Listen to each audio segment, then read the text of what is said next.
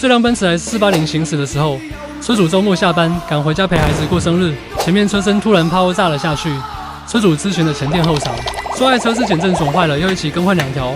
好在车主有收藏过我们的视频，得知我们的高性价比，立马开来店铺检测下。接下来看我们如何把减震修复回去，确保质量的同时效率还高。